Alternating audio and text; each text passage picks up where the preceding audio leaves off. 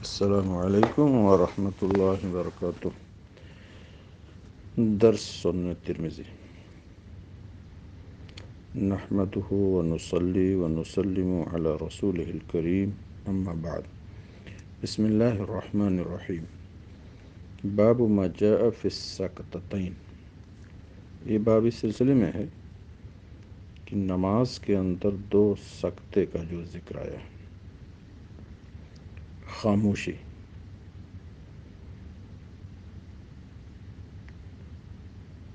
ایک سکتہ تکبیر تحریمہ کے بعد، اور وہ سکتہ جو ہوتا ہے اس میں ثنا پڑھی جاتی ہے۔ دوسرا سکتہ غیر المغضوب علیہم ولا الضالین جب پڑھ لیتا ہے، اور وہ سکتہ ہے آمین پڑھنے کے لیے۔ بہت سی روایتوں میں ایک سکتے کا اور ذکر ہے، وہ یہ ہے کہ جب قراءت سے فارغ ہو، یعنی رکوع کرنے کے وقت قراءت سے فارغ ہو تو سکتہ کرے۔ گو کہ یہ تیسرا سکتہ پہلے دو سکتوں سے مختصر ہے کہ اس میں کوئی وہ نہیں ہے کہ دعا وغیرہ کوئی پڑھے۔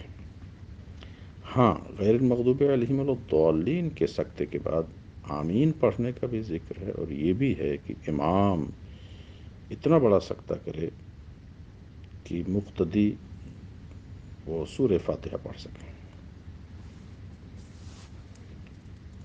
تو یہ تین سکتوں کا ذکر ملتا ہے۔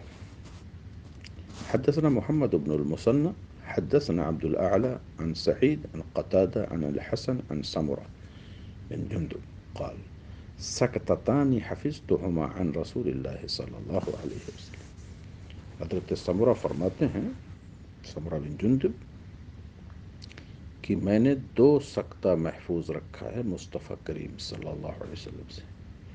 تو حضرت عمران بن حسین نے اس کا انکار کیا اور فرمایا کہ ہم نے تو ایک سکتہ صرف محفوظ رکھا ہے۔ تو اب لکھا حضرت سمرہ نے ابی بن کعب کو مدینہ شریف میں خط لکھا، تو حضرت ابی نے اس کا جواب دیا کہ سمرہ نے محفوظ رکھا، یعنی سمرہ کا جو دو سکتہ ہے وہی ہے۔ تو حضرت سعید نے فرمایا تو ہم نے قتادہ سے کہا کہ یہ دونوں سکتے کیا ہیں، کہاں ہیں، کب ہیں؟ کہا جب بندہ نماز میں داخل ہو، یعنی تکبیر تحریمہ کر لے تو وہ سکتہ کرے ثنا پڑھنے کے لیے، اور جب قراءت سے فارغ ہو، رکوع پہ جانے کا وقت ہوئے تو قراءت سے فارغ ہو ڈائریکٹ میں چلا جائے، تھوڑا سا سکتہ کرے تاکہ سانس اپنی جگہ پہ آ جائے، اطمینان ہو جائے۔ پھر کہا کہ جب پڑھے والا الضالین، یہ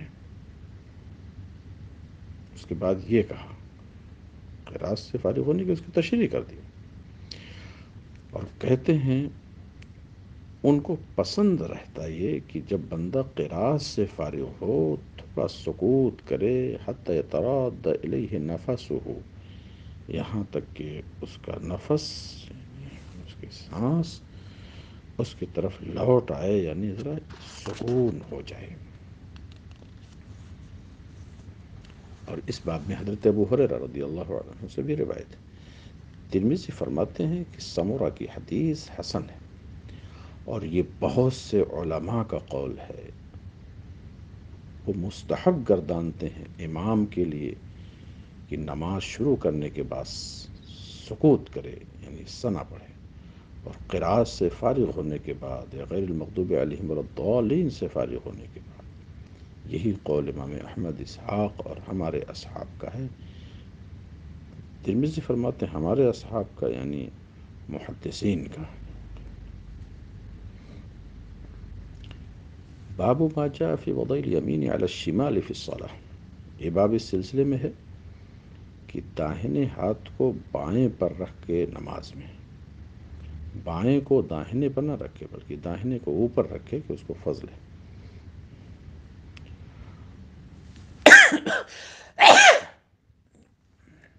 اور پھر کہاں رکھے؟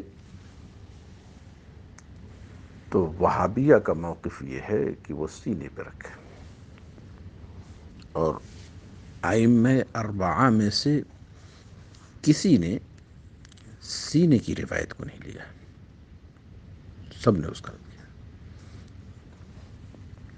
امام مالک قائل ہیں ارسال یدین کے کہ ہاتھ باندھو نہیں، تکبیر تہمہ کر کے ہاتھ لٹکائے رکھو، ارسال۔ ان کی ایک روایت یہ بھی ہے کہ سینے کے نیچے رکھو، تیسری روایت یہ بھی ہے کہ چاہے رکھو چاہے ارسال کرو۔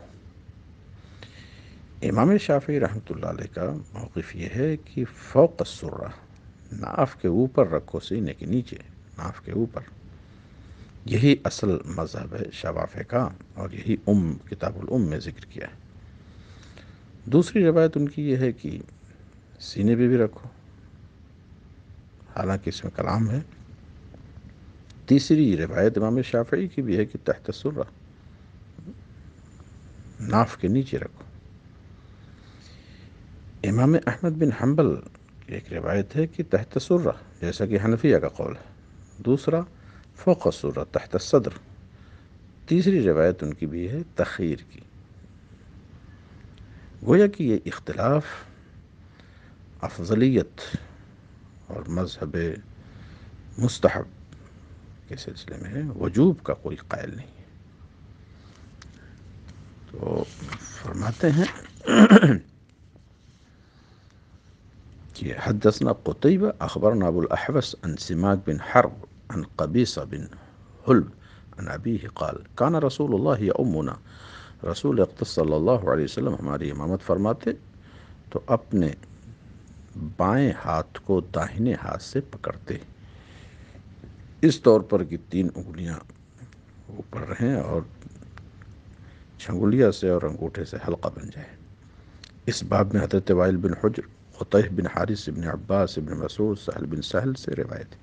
ترمذی فرماتے ہیں حضرت حلب کی حدیث جو بھی ذکر ہوئی یہ حسن ہے، اور اس پر اہل علم، صحابہ، تابعین، تبع تابعین، ان سب کا عمل بھی ہے۔ عمل علماء سے حدیث میں قوت آ جاتی ہے۔ اور ان حضرات کی رائے یہ ہے کہ مرد اپنے داہنے ہاتھ کو بائیں پر رکھ کے نماز کے اندر، اور بعض حضرات کا یہ ہے کہ دونوں ہاتھ کو فوق السرہ، ناف کے اوپر رکھے۔ بعض صحابہ کی رائے یہ ہے کہ نہیں، ناف کے نیچے رکھے۔ ترمذی کہتے ہیں کل ذالک واسع عندہم، صحابہ کے ہیں سب میں وسعت ہے، کوئی وجوب نہیں ہے۔ ہاں، عورتوں کے بارے میں یہ ہے کہ عورتیں وہ اپنے سینے پر ہاتھ رکھیں کہ اسی میں ستر ہے۔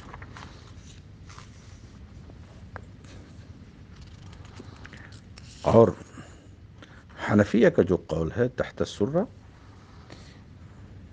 یہ وہابیوں کی خام خیالی ہے کہ حنفیہ کے یہاں کوئی دلیل نہیں ہے۔ نہیں، امام بدر الدین عینی، خود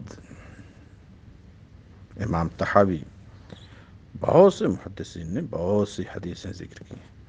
حضرت وائل کی حدیث جس کے بارے میں محدثین کہتے ہیں سند اس کی جید ہے، رجال اس کے ثقہ ہیں، اور ابن ابی شیبہ کی روایت، اور حضرت وائل بن حجر کی حدیث کو قوی بھی کہا گیا ہے۔ اور ایک دو حدیثیں نہیں ہیں، حنفیوں کے ہاں حدیثوں بے شمار حدیثیں ہیں۔ حضرت علی کی روایت ہے، ابو داود، سنن ابو داود میں ہے، مسند امام احمد بن حنبل میں ہے، مصنف ابن ابی شیبہ میں ہے، دارقطنی میں ہے، بیہقی میں ہے۔ حضرت ابو جحیفہ سے روایت ہے کہ تحت السرہ کی روایت ہے۔ اور اس حدیث کی صحت کا قول بھی ایک نہیں کئی محدثین نے کیا ہے، اور بعض حدیثیں مرسل ہیں، اور مراسیل جو ہے حنفیہ، مالکیہ، حنابلہ کے ہاں حجت ہے۔ امام شافعی کے یہاں بھی جب اس کی دوسری سند سے تقویت ہو جائے تو ان کے یہاں بھی حجت ہے۔ لہٰذا وہابیوں کا یہ کہنا، جیسا کہ تحفۃ الاحوذی میں مبارک پوری نے، یعنی عبد الرحمن مبارک پوری نے کہا کہ وہ دونوں ہاتھ کو سینے پہ رکھنے والی حدیث ہی تام اور صحیح ہے، یہ اس کی زیادتی ہے۔ محدث سندھی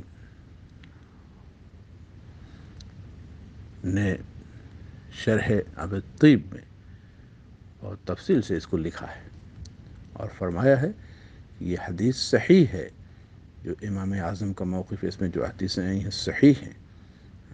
وہ فرماتے ہیں سندن بھی صحیح ہے، متنن بھی صحیح ہے۔ فلا وجہ لمن قال لیس للحنفیین دلیل فی هذه المسئلہ، تو لہذا جو یہ کہتے ہیں کہ حنفیوں کے پاس کوئی دلیل نہیں ہے، ایسا قول مردود ہے، قابل رد ہے، اس کے یہ کہنے کی کوئی وجہ نہیں ہے۔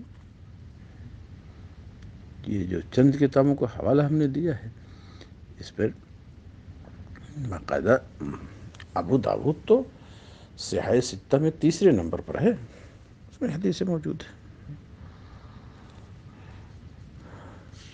اور یہ بھی ہے، شوافی نے کہا نہیں، فوق السرہ رکھو، کیونکہ فوق السرہ وہ قلب ہے اور وسوسے شیطان قلب میں ڈالتا ہے تو دبا دیا۔